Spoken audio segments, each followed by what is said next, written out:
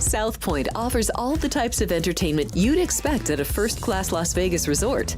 Did you know our 400-seat showroom is one of Las Vegas's top destinations for live entertainment? Enjoy live performances by classic Vegas entertainers, bands, and today's hottest comedians, plus a rockin' dance floor. You can also enjoy live entertainment at the Grand View Lounge, where you'll feel all the vibes of old Las Vegas. Enjoy the music, and if you love to laugh, don't miss The Dirty at 12:30, our very own free comedy show, every Friday night at 12:30 a.m. in the Grand View Lounge. The Dirty is 100% free, so arrive early. Go to southpointcasino.com or call the box office at 77136 for today's performances at the showroom and the Grand View Lounge. When you're ready for your favorite cocktail, stop in and unwind at one of our 7 specialty lounges. There's a bar around every corner, because you're in Vegas, baby. South Point Casino has plenty of attractions for the whole family. Catch a movie. Our 16-screen movie theater includes 2 XD Extreme screens for the ultimate in viewing, sound, and luxury. After the show, treat the family to a variety of treats at our old-fashioned ice cream parlor, Kate's Corner. We scoop up a variety of creamy concoctions, including smoothies, hand-dipped cones, milkshakes, malts, sodas, and sundaes. At Kate's, there's something for everyone. And if you've still got time to spare, our bowling center might be right up your alley. Voted Best of Las Vegas, it's a great place for friends and family fun. 64 lanes, a pro shop, snack bar, and arcade. And while the kids are bowling, you can play slots and sip on a drink in the Alley Cat Lounge while overlooking the lanes. For our more serious and professional bowlers, the South Point is also home to a separate tournament bowling plaza.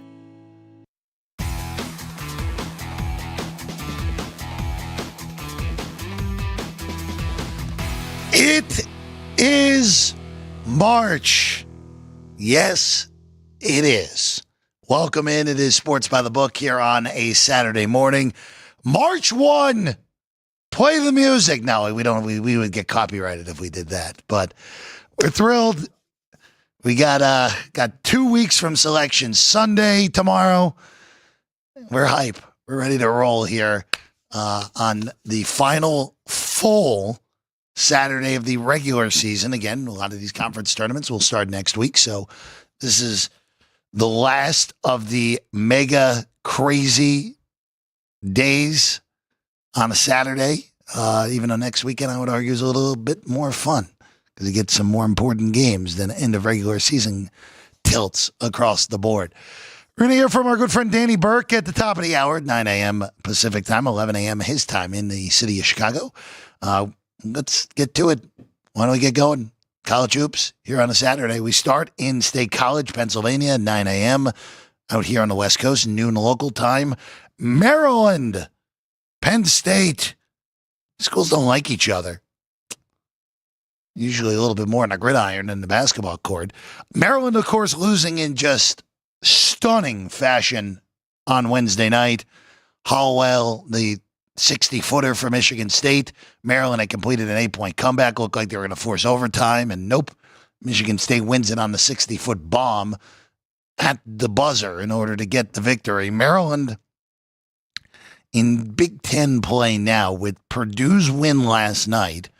Maryland needs a win to keep pace. A win would get them to 12-6 in the conference. The problem for them, they lost Ed Mackey back on December the 8th. So that would be the only thing holding Maryland back from getting a bye into the quarters of this tournament.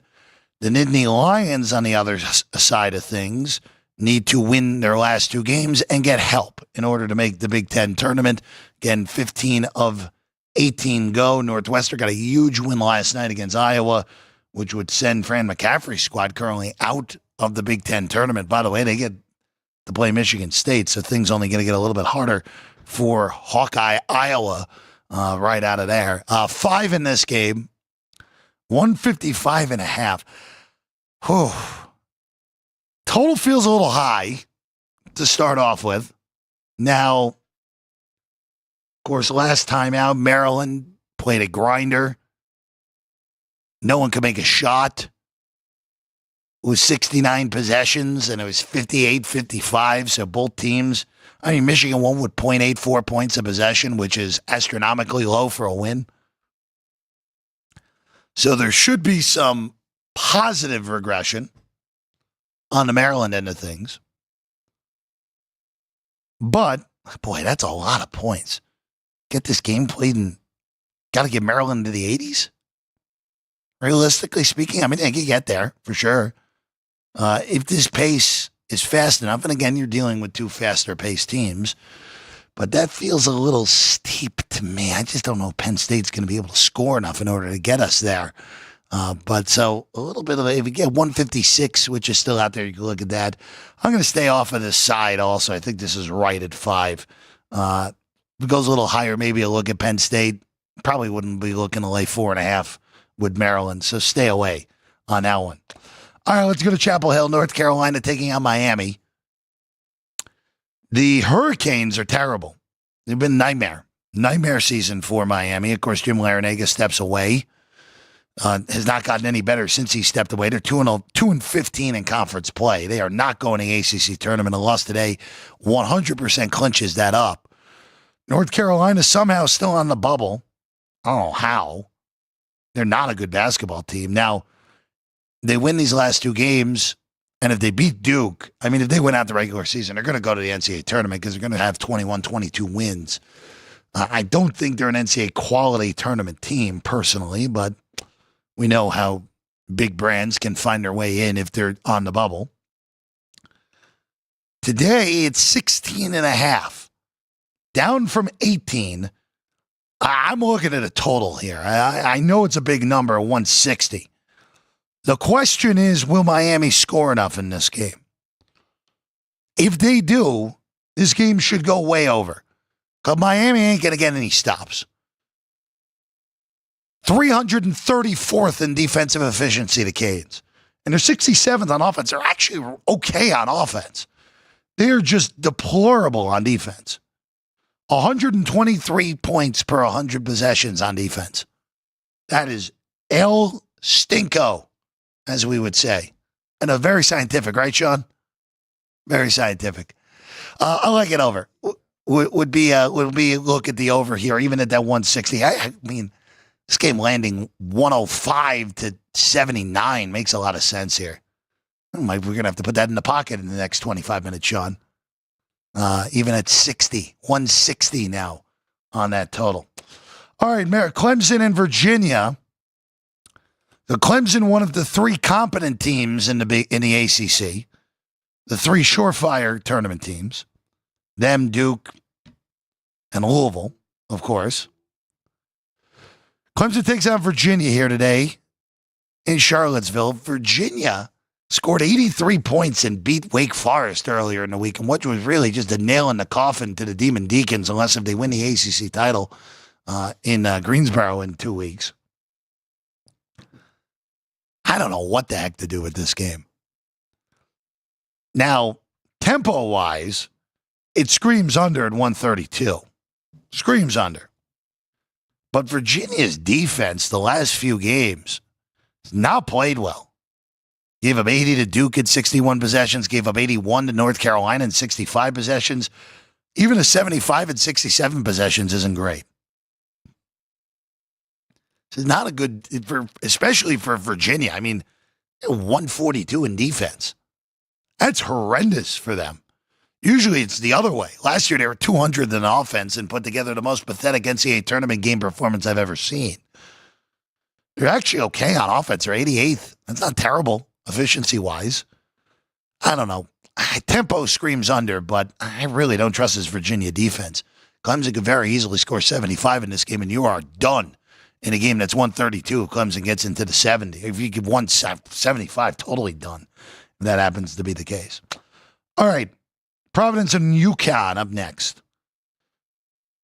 Sean was asking before the show if UConn was worth a little dance in the future market. I say no. Don't think they're capable of more than winning. I mean, they could pull an upset potentially over a 1, but that would be it. But I still don't think this team has the horses in order to do that. There's 7 on the road at Providence, and I I do not like this Providence team. That's all I'll say. I don't think they're any good. I think Kim English is in over his head. Ken Pom only has this as a 2-point game. Now, we know for Providence, obviously this has been a year where Hopkins only played in 3 games. Jabari Abdurrahim is hurt now. I don't know, though. You're getting 7. Those fans in Providence, they're still going to show up against the 2-time defending champs. This feels like a lot. But I can't do it, though. This is not a good Providence team.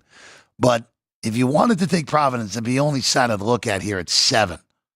It's a lot of points.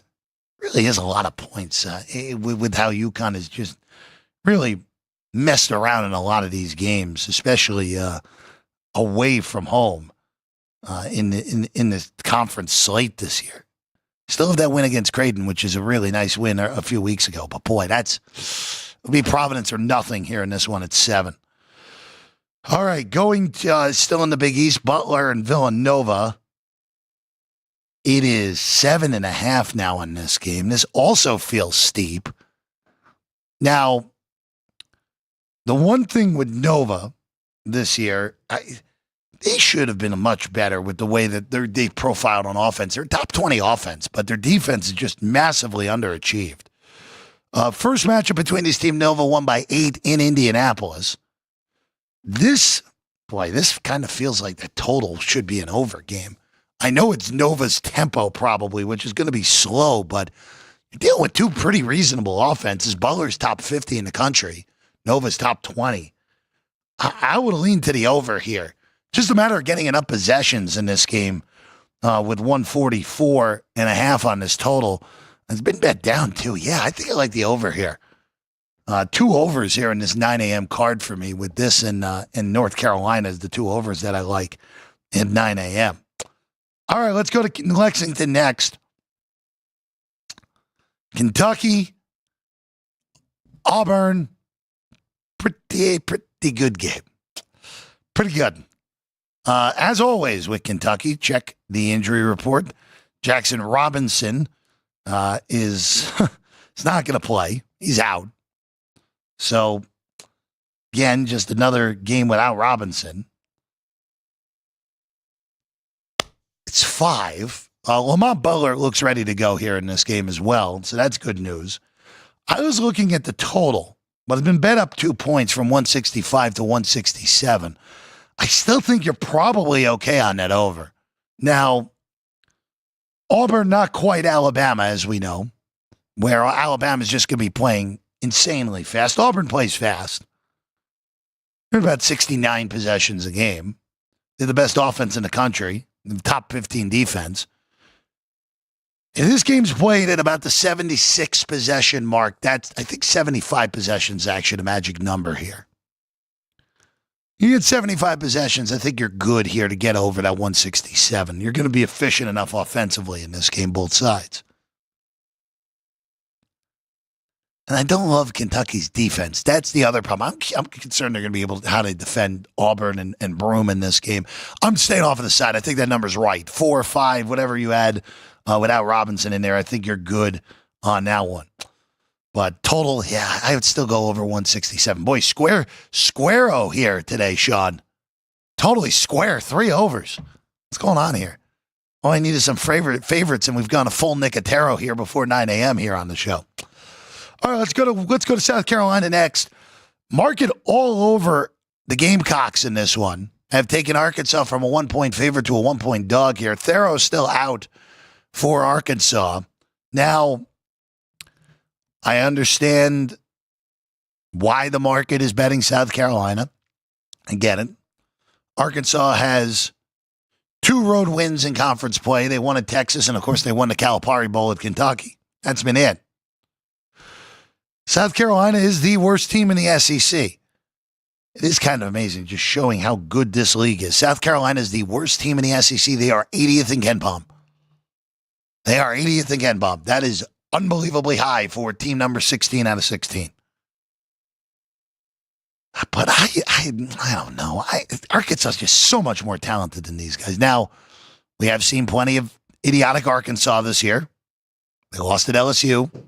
We've seen it dealing again with the injury to Thero again. And Boogie Fland has been on the shelf for a while now.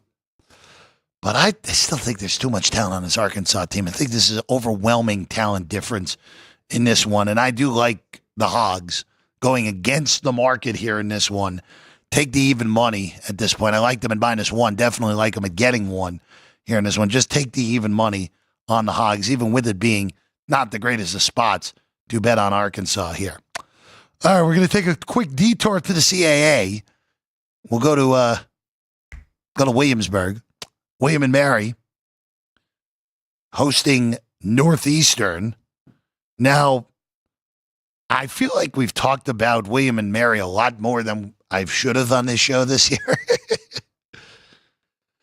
William and Mary, big-time home road splits. Even on the last time at home, they lost to UNC Wilmington. Can't really hold that against them. Seahawks are the best team in that league, regardless of what the standings say. Northeastern has been fine on the road in conference play, but their 3 wins have come against Hampton, Stony Brook, and Hofstra. Hampton's not terrible. Hofstra's underachieved. Stony Brook is awful. William and Mary is much better at home. They only have one home conference loss that came against Wilmington the last time out. It's open 2. It got bet to 3. It's still good at 3 on William and Mary. I would even probably look for a money line parlay combination here more so than anything. That would be the way that I would look at this with the Tribe in this one. So that would be the way I'd look to play this. So lay the 3 with William and Mary, find a combo at -150. Find someone else to money line parlay with them on that. Oklahoma and Ole Miss up next. OU lost a heartbreaker earlier in the week to Kentucky. Now on the road at Ole Miss, 7.5, 152. Everything in this game is lined correctly. I made Ole Miss 7, made the total 151.5. No problem whatsoever with these numbers. OU needs to find. OU, realistically speaking, they're 4-11 in conference. As good as their non-con resume is, if I'm the committee, and I'm not, and sometimes I feel like I would do a better job than the selection committee, but that's a different discussion for a different time. If OU goes 4-14 in conference, which they're going to be a home dog to Missouri and they're going to be a dog at Texas the final game of the regular season, how can you justify putting this team in the NCAA tournament, even with that good non-con wins against Arizona, Louisville, and Michigan? You can't go 10 games under in the regular season in your conference. Now, if OU made a run in Nashville and made it to the semifinals, in that scenario, they'd win round 1. They'd win 3 games in that scenario. All right, then you can start maybe looking at that. But they're still 7-15 in that sort of scenario. OU's got to win at least one of these last 3 to give themselves a shot. Realistically speaking, I think they got to pull 2 upsets to make sure they get fully on the right side of the bubble. Win round 1 in Nashville, that's 20 wins. That's probably good enough to get OU in. Ole Miss looking about a 6 seed right now. That's about what they are. All right, moving along. Nebraska and Minnesota. We'll touch this with our guy Danny Burke as well. I don't have any plays on this game, so I'm happy Danny does. Huskers much better at home than on the road. We've talked about that plenty this year. Right on the bubble. 7.5, I feel, is right. 134 your total. Nebraska and Michigan set basketball back a few years on Monday in that 49-46 game. That is only in Nebraska's 4 conference home losses. 2 to high-end teams, 2 to Rutgers and USC. So it kind of is a mixed bag of what you're getting out of Nebraska. Kind of feel like they got to win these last 2 home games against the bottom feeders of this league, even with the desperation factor for Minnesota and Iowa. Got to get to 9-11 in conference play. And 10-10, honestly, they're live at Ohio State on Tuesday. So that would be the way I'd look at that. Look, Nebraska money line, but I'm not laying 330 on its own. Have to find a partner for that one. All right, we go to the Fog next. Kansas welcomes Texas Tech. Kansas 4.5. Wow. Again, Kansas not ranked, as you can see it in the poll. Up to 4.5 in this game. We're getting to the point where I think it's starting to be a little steep here. Now, Kansas already has 2 home losses in conference play. West Virginia, which might get the Mountaineers in the tournament. And that, again, absurdity with Houston, where up 6 with 8 seconds to go in overtime and managed to lose the game. By the way, Kansas gets Houston on Monday again, so I can't say there's any real look-ahead spot for KU. I mean, Texas Tech, Houston, Arizona, just brutal end of the year. If this gets to 5, I'd look to take Texas Tech. I would not go lower than that. If it goes higher than that, sure. I do think Kansas wins the game, but this game should be tight. So I'd look to take 5, but don't think Texas Tech is winning this game outright here with the 2.5. All right, Seton Hall, St. John's, down to 20, I should say. Open 21.5, down to 20 with a total of 134.5 on this game. How is Seton Hall going to score? That's the question mark in this game. Now, these teams played earlier in the year. It was 79-51 in Newark, and Seton Hall scored 51 points in 71 possessions. So, no reason to think this isn't the same sort of game. Now, that 134.5 is low. St. John's could pop an 80 in this game, and you're in a little bit of trouble. But I'm still not sure Seton Hall's capable of getting to 60. Now, if you're looking more so than anything here today, team total on Seton Hall would probably be the way I look to play this. Be the way I look to go under here. Now, I'm going to need to find those numbers because all my computer, everything on the computer is set to New Jersey. And of course, you can't bet on Seton Hall in New Jersey. So, we'll look to Seton Hall team total under. You can look at 134 under, but boy, you get St. John's in the 80s, you might be in a lot of world of hurt on that one. If that happens to be the case. All right, SEC. Back we go. LSU, Mississippi State. 12, 149.5 would only be a lean to taking the favorite in this one. Yes, even at laying 12. Mississippi State got embarrassed earlier in the week by Alabama. The good bounce back spot. It just feels like a lot of points here. If this was sub 10, it'd be an automatic. But at 12, it'd still be a lean to Mississippi State with the fact that this is a nice little bounce back spot here for the Cowbells in this one after just getting throttled in Tuscaloosa earlier in the week. Speaking of the boys from Tuscaloosa, Alabama, Tennessee. The game of the day to me. The ultimate contrast to styles. Tied number 1 in tempo in the country. Tennessee, 346th. Contrast of styles. Now, Tennessee's a 4-point favorite in this game. Total's 159. I like the dog, and I think they're worthy of a sprinkle on the money line here. Now, if you're Alabama, you got to inflict your will on this game because Tennessee has played 2 games faster than 70 possessions all year. One of them was against Austin Peay. The other one was against Western Carolina. Not exactly Alabama. Not exactly Alabama. Tennessee, since conference play has started, has not played a game faster than 68 possessions. Last time out, it was 60 against LSU. If you're Alabama, you got to inflict your will. Now,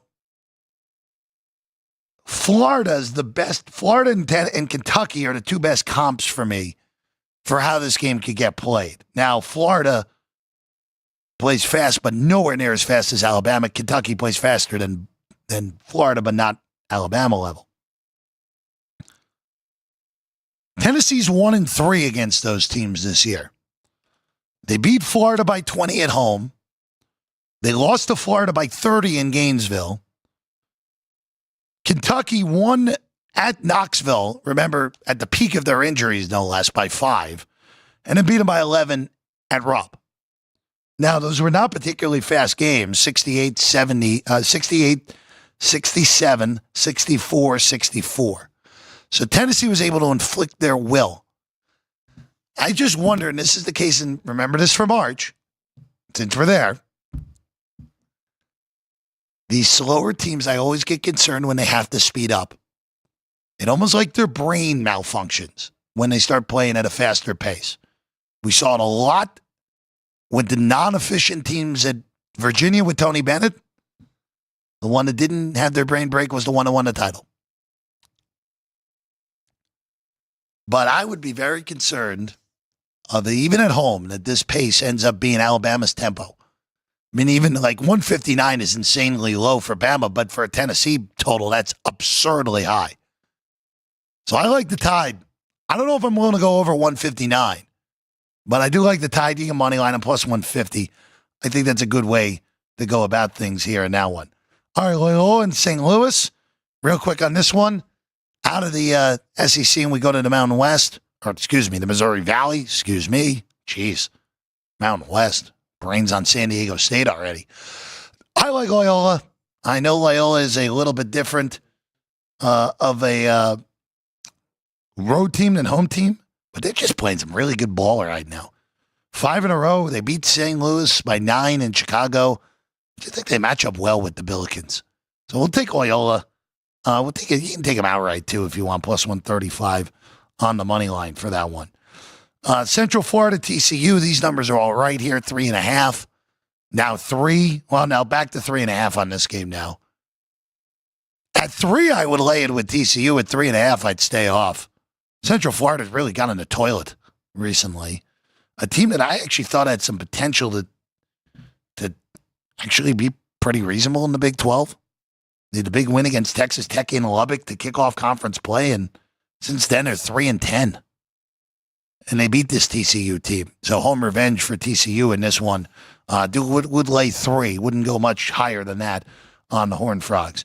USC and Oregon, 7 with the Ducks at home. Only be a look at the Ducks.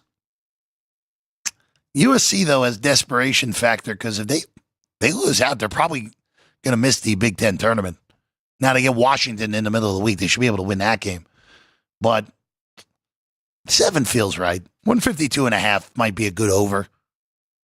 Oregon wants to play quick, not particularly great on defense. Same deal with USC.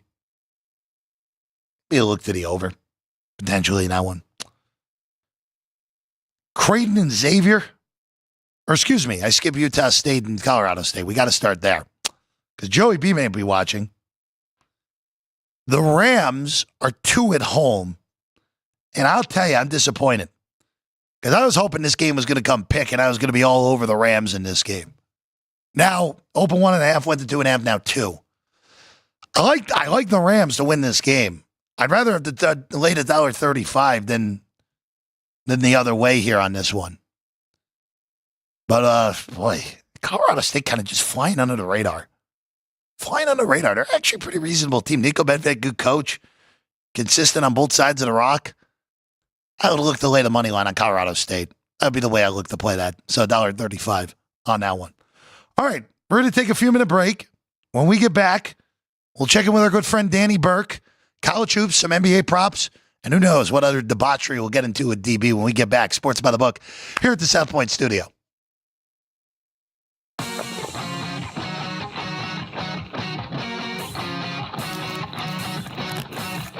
Once you've satisfied your hunger, get ready for more of the hottest casino games in Vegas. Our 24-hour, 30-table non-smoking poker room proudly hosts all the most popular poker games with a variety of betting limits. Visit the poker room for a schedule of daily tournaments. Whether you're going to hold 'em or fold 'em, the best place for poker is at South Point Casino. You'll notice that our craps tables are usually the loudest in the casino. If you've never played, join one of our free craps lessons to find out what makes this game so exciting. Check with the craps dealer for schedules and give it a roll.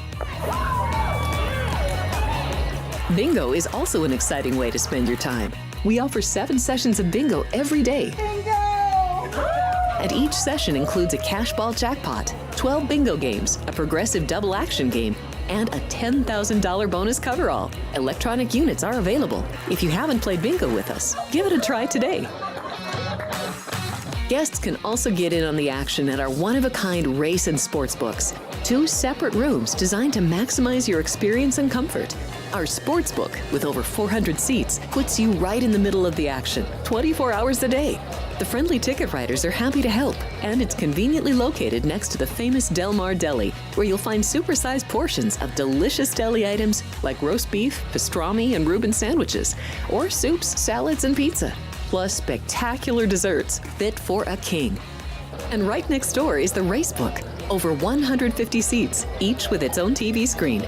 There are 16 interactive player terminals, so you can bet right from your seat. We have 11 amazing restaurants featuring a wide variety for every price range and appetite. South Point's Garden Buffet has something for everyone at unbeatable prices. Or, if hunger strikes in the middle of the night, join us at Coronado Cafe. The American menu offers breakfast, lunch, or dinner 24 hours a day, plus a Chinese kitchen for authentic Chinese dishes from 11 a.m. to 11 p.m. From steak and eggs to wonton soup, it's fast and friendly service 24/7. When you need a quick pick-me-up, you can find it at our state-of-the-art Starbucks just inside the main South Point entrance. Order ahead with the Starbucks app for easy mobile order pickups. Or enjoy your favorites in the relaxing dining area anytime, day or night. If you love Mexican food, Baja Miguel's has all of your south-of-the-border favorites. There are dozens of classics to choose from, like fajitas, ceviche, chimichangas, tacos, and more.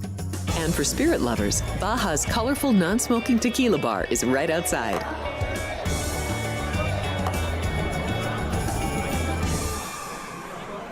Or maybe you're in the mood for seafood. Big Sur Oyster Bar has fresh seafood prepared right before your eyes.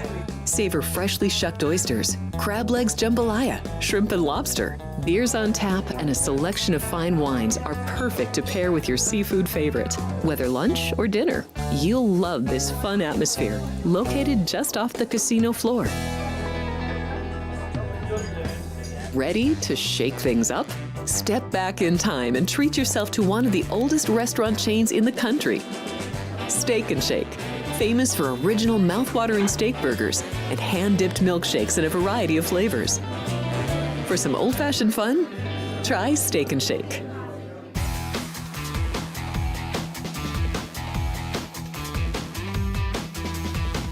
Top of the hour here at the South Point studio. I'm Jeff Parles. Happy to be with you here on Sports by the Book. Now joining us, our good friend Danny Burke joins us from Chicago. Stochastic Odd Shoppers, Danny Burke 5 on the tweets. DB, good morning. Thanks for being with us today. Absolutely, Jeff. Happy to be here. Thanks for having me, and looking forward to the slate of basketball action we got today, my friend. Well, I was happy when you sent the list of college hoops games you were looking at. You managed to pick both of our alma maters. I don't know who you're torturing more, even though it's not been torture for me. It's been torture for you, as it usually is with Nebraska ball. But we'll get to that in a little bit. But DB, I want to start. Let's Sean, throw up those futures market real quick. Here at the South Point, of course, shop around. You can find better numbers in some spots and some better numbers here at the South Point in comparison to other places. Danny, we're in March, so I'm obligated to ask, do you have any futures in pocket? Are you looking to play any over the next few weeks before we know the field in 2 weeks from tomorrow? I don't have any in pocket, Jeff, as of this moment, but there's a couple teams, and certainly curious your thoughts as well, that I would consider right now based on some of these prices and assuming what the trajectory going forward is going to be. And I would perhaps look at Houston. I think 7-1's a pretty decent spot.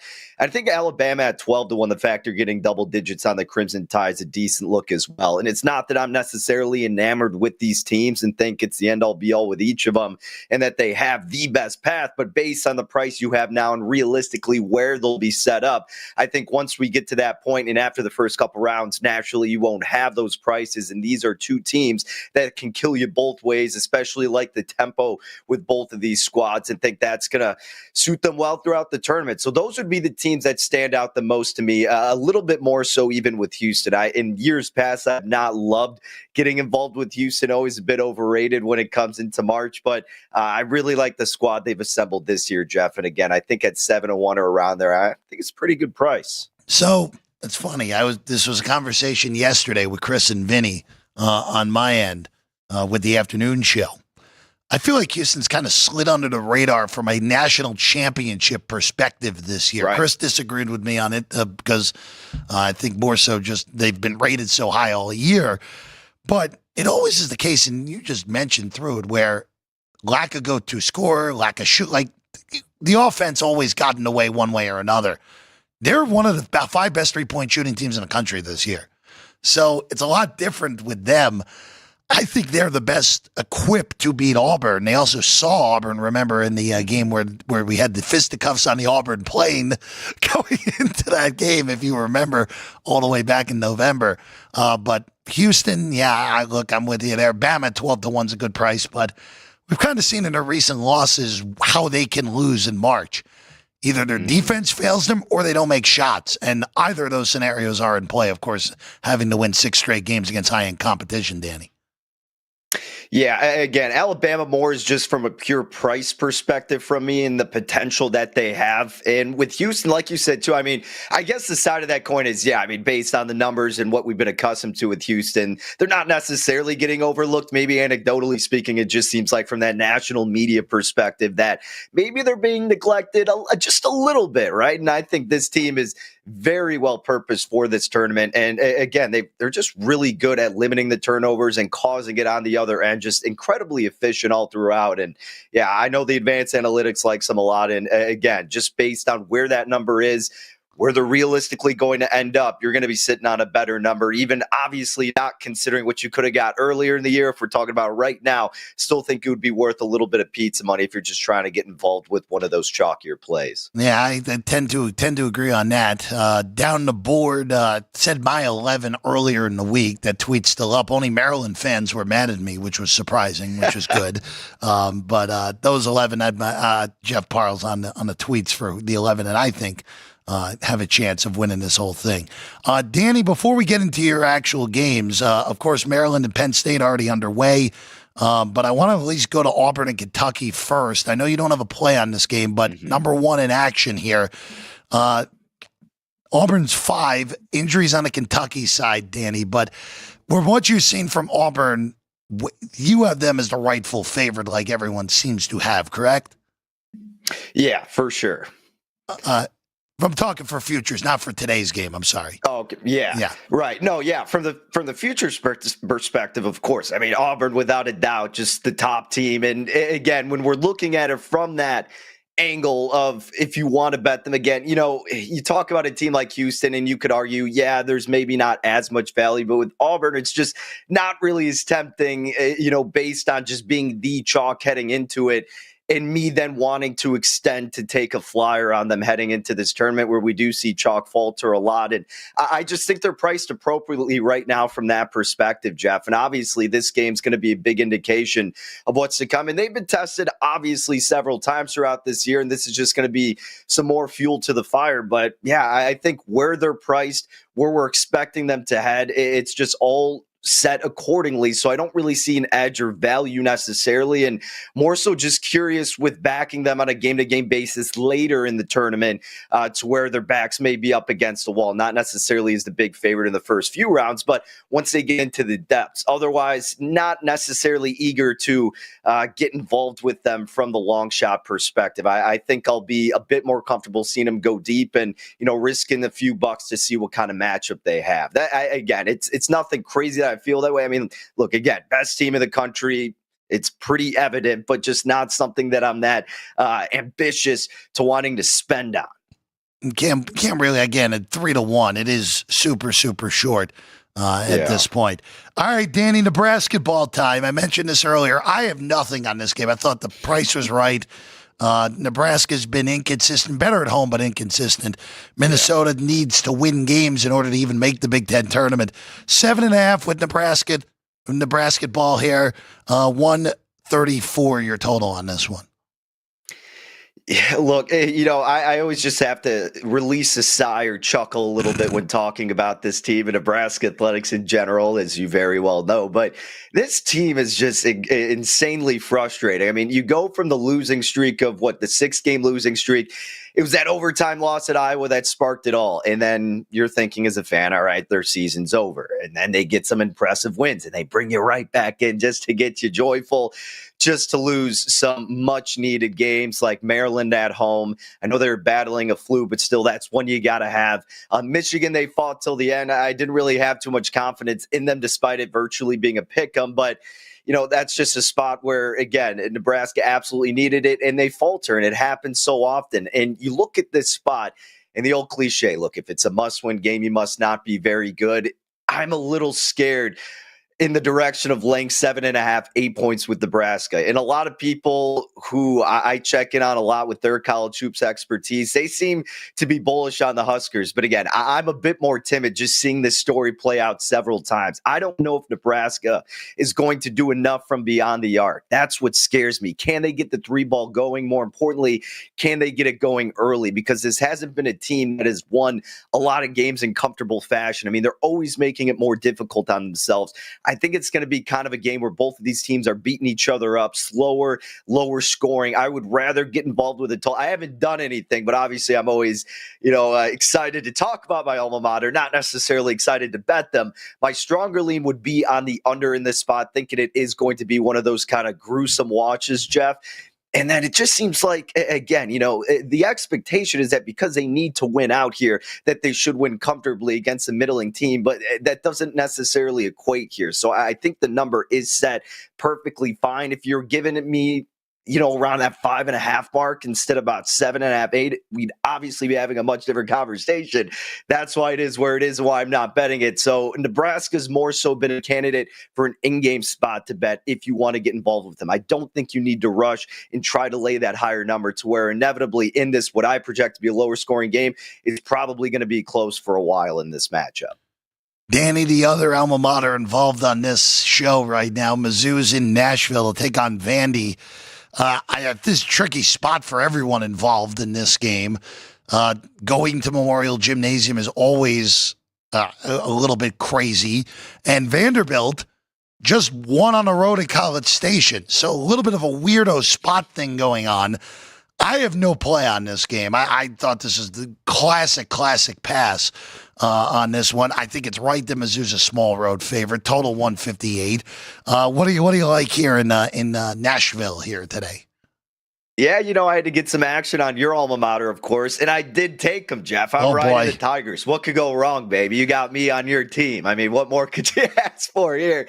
But this does seem like a spot where it's like you're really buying at the peak of Missouri, even though it is more of a narrow line here. But like you mentioned, I mean, Vanderbilt coming off the win on the road, I think is really what kind of makes a difference here. If they were playing their past couple games at home and not doing as much travel and not coming off such a momentous win, it would seem like kind of a sucker spot to jump in on what seems like the better team on paper in Missouri. But, I mean, truly, it's really hard to ignore how often Mizzou gets to the free throw line and how Vandy struggles at limiting their opponent's free throw attempts, and especially where Vandy just falters near the rim and Mizzou top 10 at field goal percentage right near the bucket as well. So I think it's just too many big advantages that reside on the side of your Tigers. And it's maybe a game where we look back and go, man, yeah, that was a cheap price with Missouri. And it wasn't really, kind of not a direct trap spot, but kind of just, I'm sure you as a fan look at that and go, yeah, I mean, Mizzou certainly seems like the right side, but anything could happen in these tough road environments. But again, the caveat being Vandy with that huge emotional win coming off of that, I think kind of counters that a little bit. So I think hoping that we are getting a bargain with your Tigers here, and I'm willing to take that risk. And I laid about minus $1.30 on the money line to find out if it'll come to fruition. Better price than 140. I don't know what to do with this game, man. This is such a weird spot for Mizzou here today. Danny, I just want to ask you real quick about that Tennessee and Alabama game that is as big of a game as there is on the slate here today. You mentioned Bama at that price at 12-1 here at the South Point may be good. It's 4 in this game. I like Bama outright. Just don't love when these slow tempo teams have to potentially play at a pace they're not accustomed to. And also a coaching advantage in this game, Oates over Barnes. But I think you knew that before that sentence even came out of my mouth that I was going to probably say that here, Danny. Yeah, you pretty much nailed it. I mean, I would take the points here with the Crimson Tide, and it's not necessarily going to be an enjoyable one to watch sweat out if you're holding that ticket. Like you said, it's a defensive-laden squad at home here with the Volunteers. They're going to grind it out. Alabama's going to look to push it, but I think that just all points toward the sign that the Crimson Tide will be able to keep this one close. And a big thing also that you alluded to, big coaching advantage there with Alabama. And if I'm putting my money where my mouth is with Alabama being a pretty good look at that 12-1 price going down the road in the futures market, this is a spot where they got to prove it. So at the very least, I think they can cover and hold their own with that 4 spot right around that area. All right, Danny, I want to go over to the NBA quick because you have 2 props here. We'll start with Kyrie Irving and the Dallas Mavericks, who, of course, were very much in the news over the last few weeks and earlier this week as well. They're hosting Milwaukee, but we're looking at Kyrie Irving prop here today in this one. Yeah, I took Kyrie Irving under 39.5 points, rebounds, and assists. Now, obviously, shop around, and ideally, you can get that. If not, I would play it down to 38.5. Our projections, we actually have Kyrie about that 35-36 range. So a pretty significant edge here with this prop. And his numbers have been they've been heightened a bit, I guess is the right way to put it. They've been inflated just because of the new look Mavericks team, and his usage rate has propped up tremendously. And naturally, that's going to happen without Luka and with all the other injuries that they've suffered. Kyrie has really had to take over, and it's been great to watch him kind of blossom into that just dominant role that we've seen from him in the past. Now we're getting it on a consistent basis. That's leading this to a higher prop market for Kyrie Irving to where we can now look to sell high on him at 39.5 points, rebounds, and assists. Tough matchup against this Milwaukee squad that is still a really stout defense. They're 8th in defensive effective field goal percentage allowed, 11th in points per 100 possessions allowed. So Kyrie, yes, he will make his usual impact, but I don't think he's going to be able to score at ease as much as we've seen from him the past week and a half. So I think this is the sell high spot on Kyrie with his points, rebounds, and assists under 39.5. Again, if you have 38.5, I would still play it, but make sure you shop around and try to get the best number for that prop. One more, Danny. Spurs in action here tonight. De'Aaron Fox, of course, now the headliner with no Wemby the rest of the year. You're looking to fade him, though, in one market here tonight. Yeah, this has been a prop that I've been following along a lot this season, and it is chalky, but look, compared to where a lot of the other books are, you're having an edge here with De'Aaron Fox under 2.5 3-point field goals made. Minus $1.60 is the cheapest price. Again, I know that's pretty egregious, but a lot of the books out here in my neck of the woods, and I'm sure by you too, they all have them at about minus 190 or even worse.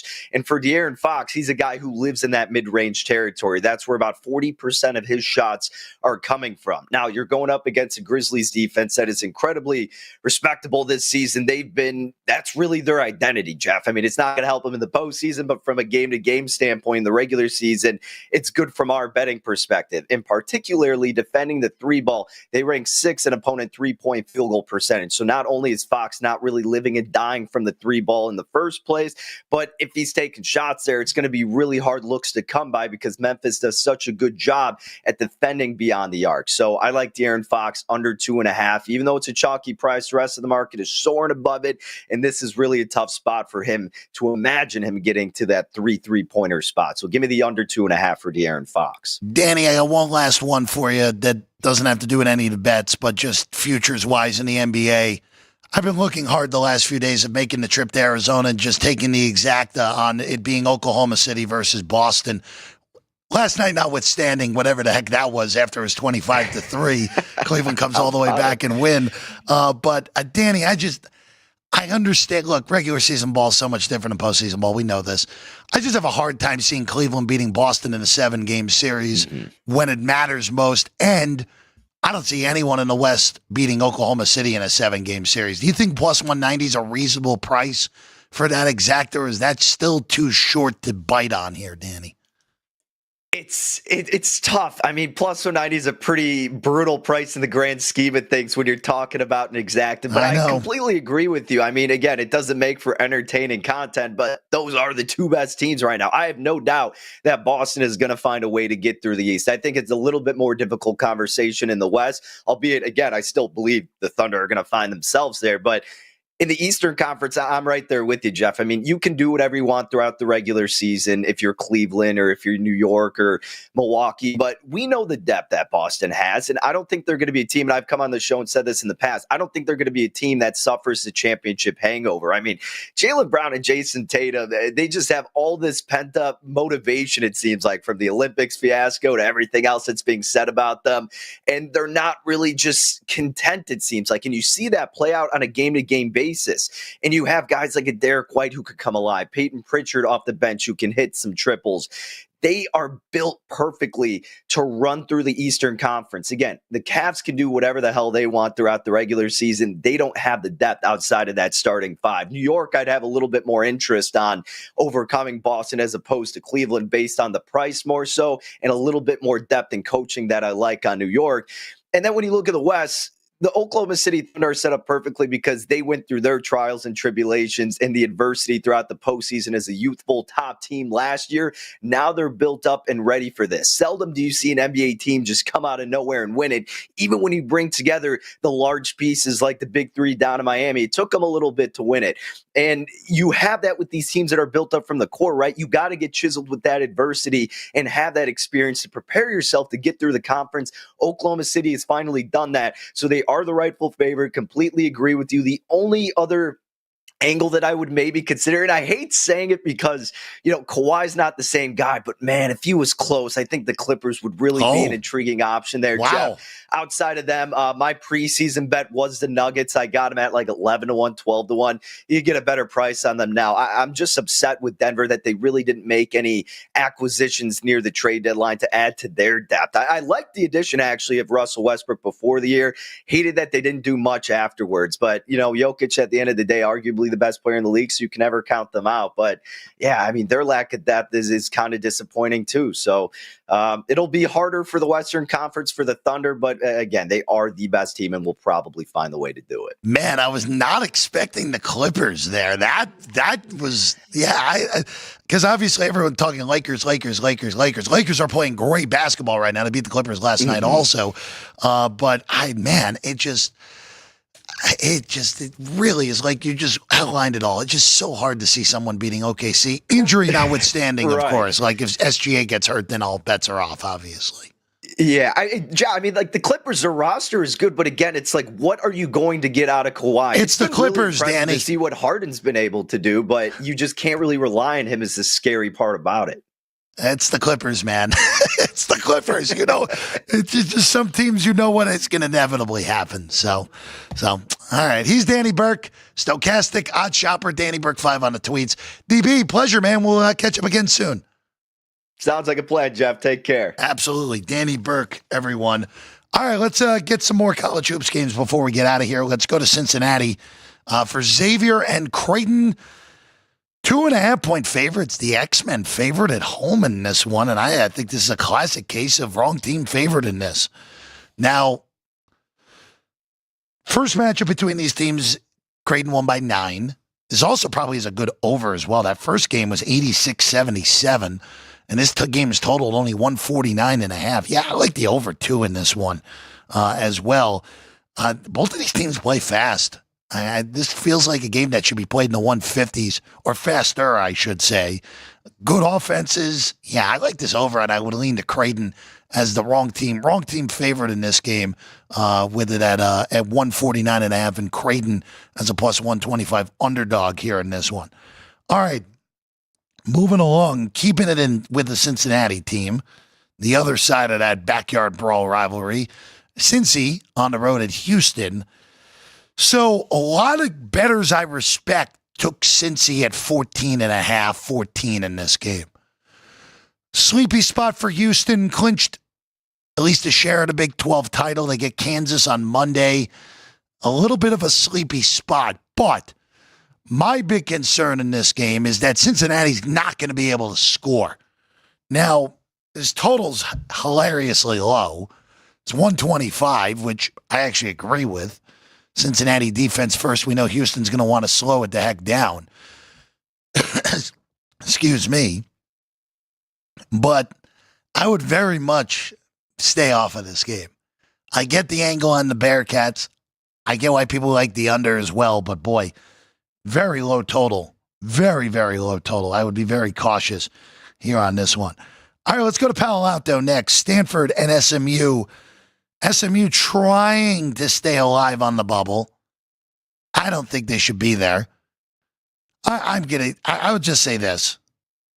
Stanford, I like Kyle Smith a lot. I think at some point Stanford's going to be a consistent NCAA tournament team again, and even in the ACC. They've won 2 in a row, final home game. Yeah, I would stay out. I would stay out of this game. I think everything's right here. You could look at an over as well. SMU will play fast. Stanford is willing to run a little bit, but I would be very careful of this game. I think everything's right here with Stanford the smallest of favorites here in this one. All right, going to Pitt and Louisville. Pitt is 10.5 point dogs in this game. That, I think, is a little bit steep. Now, Pitt has been a monster underachiever. Thought they were NCAA tournament quality. They look good in non-con.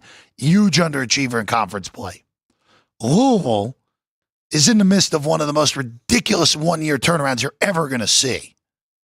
I mean, last year they were 8-24. They're 22-6 and a chance to go 18-2 in conference play. Nuts. How big of a turnaround this is. 3 straight home games to end the year, by the way, for Louisville, with the California teams coming next week. But 10.5 feels steep. It would only be a look at the Pitt Panthers here. Lose the game by 10, still good here. So it'd be a look to Pitt at 10.5 in this one.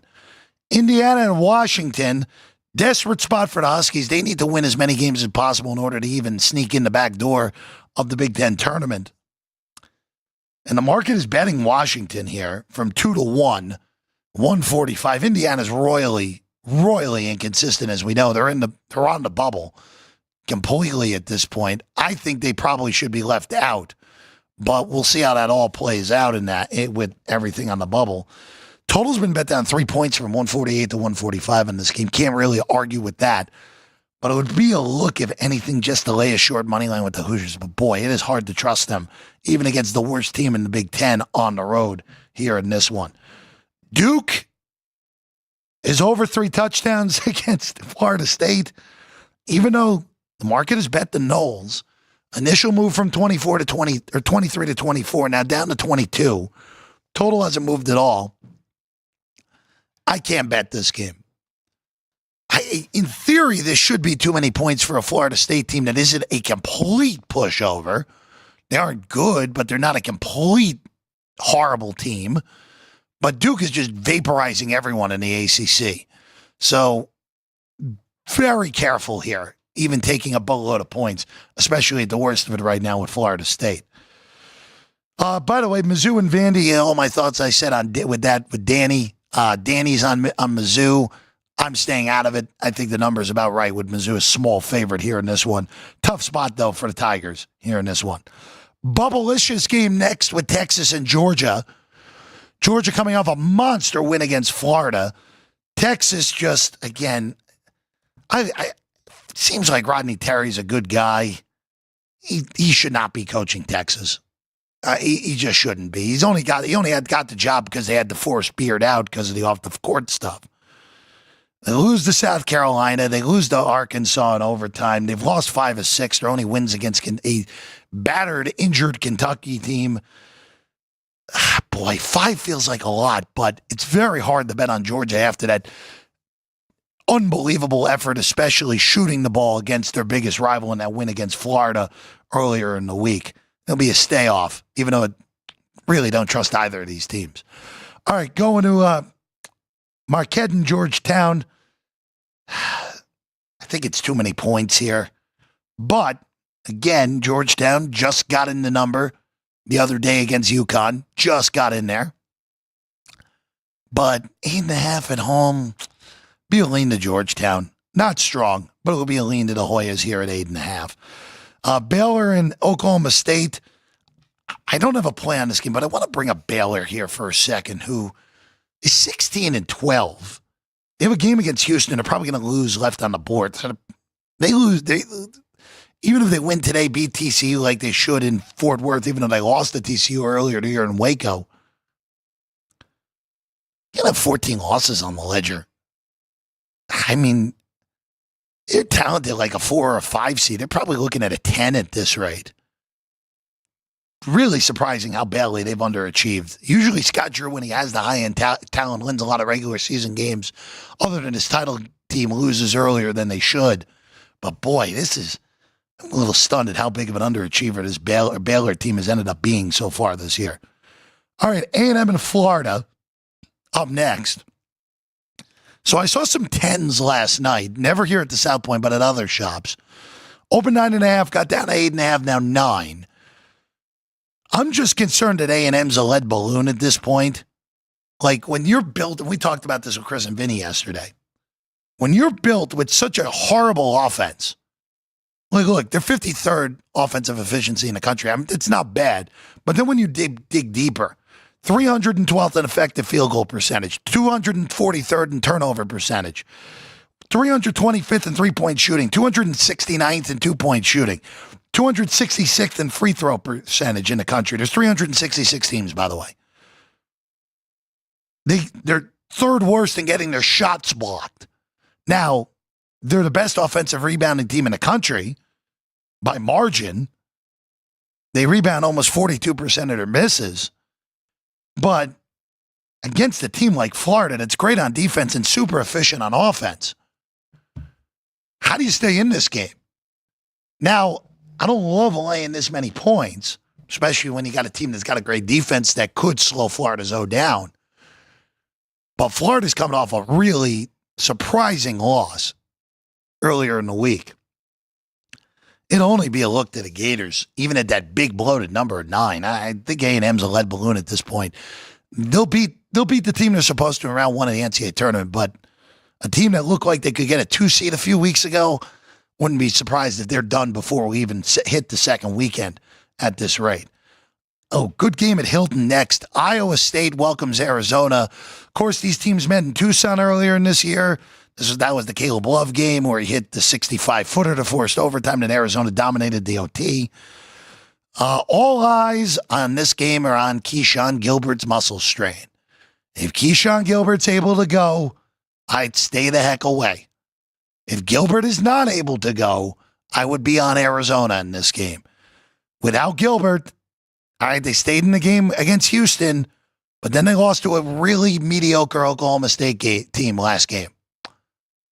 I do not like how Iowa State has played in conference play.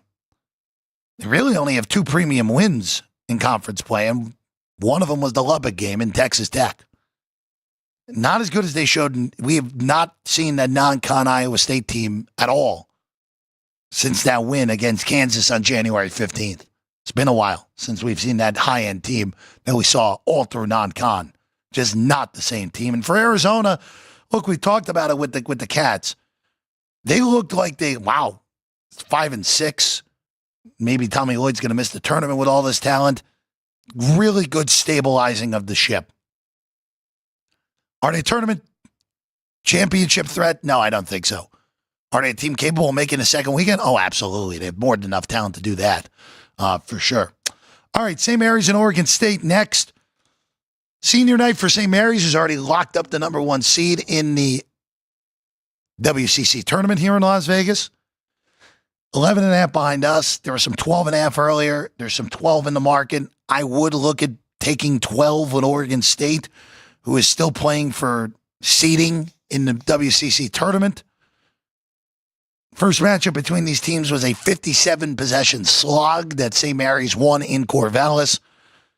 I would look to take 12 that's readily available still with the Beavs, but I wouldn't go much lower than that. I get why the market has gone against St. Mary's here in this game. All right. 3 more to get to before we get out of here. Long Beach and UCI up first. Now, we may be asking why? Why? Long Beach is one of the worst teams in the country. Irvine has been the second best team in that league. They're top 7 in Ken Palm all year long. So Long Beach State got eliminated from any postseason contention. They can't make the Big West tournament here in the Las Vegas area after that overtime loss to Bakersfield earlier in the week. This feels like a beatdown coming at Irvine tonight. 16.5 is not enough. As crazy as that may sound, I like the Anteaters laying all those points. I think Long Beach is just going to mail it in these last few games. So I like Irvine laying the 16.5 in that one. BYU and West Virginia, we're up to 10.5 now with BYU. I think you can take the Mountaineers now getting double figures. Now, could BYU run them out? Sure. But West Virginia's defense is good enough to hang in this game. And this stretch where BYU has really vaulted themselves from bubble team to clear NCAA tournament team started in Morgantown with a 4-point win about 20 days ago. West Virginia does have revenge. Would have loved to take 10.5, not taking them to win the game, but plus 10.5 I think is pretty good here on the Mountaineers here in that one. And then the last one before we go, the Dons of San Francisco against Gonzaga. Winner of this game is the 2 seed in the WCC tournament. It could be Gonzaga without a double bye for the first time ever, basically, in the WCC tournament. First matchup between these teams, Gonzaga won but did not cover. They won by 11 in Spokane back on February the 13th. If you can get 10 by the time this game starts, it would be a no-brainer on San Francisco. I'm not sure how much lower I'd go. 9 feels right. But again, we don't know what we're getting on Gonzaga every game. Could we get what we got in the second half against Santa Clara? Could we get what we got the first game against Santa Clara, where they lost outright at home? Very inconsistent for a team that historically has been as consistent as anyone in all college hoops. Again, 9 with the Dons getting it at home against Gonzaga. All right, that's what we got for you. Alex is back tomorrow morning, 10 a.m. Just got you ready for the day across the sports landscape. Some really good games in the Big Ten, including Michigan State and Wisconsin tomorrow. So be on the lookout for that a little less than 24 hours from now. Big thanks to Danny Burke for being on. Sean, Drew Dog, thank you as always. I'm Jeff Parles. We'll see you again next time. Sports by the Book, South Point Studio.